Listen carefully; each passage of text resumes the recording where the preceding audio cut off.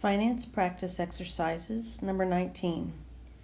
You want to buy a $25,000 car.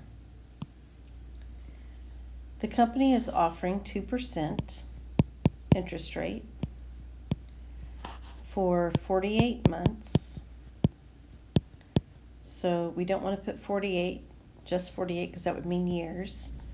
So 48 months would mean we put the 48 over 12, and that gives us 4 for our years.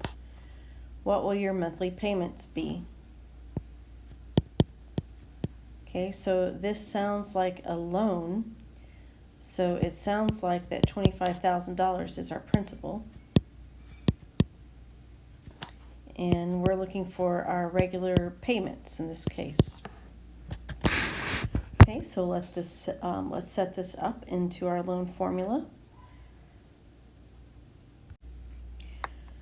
Okay, so putting the proper quantities in the appropriate variable, this is what we get.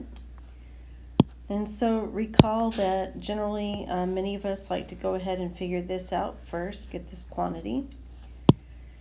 And then we will take the $25,000 and divide by our quantity that we acquired here.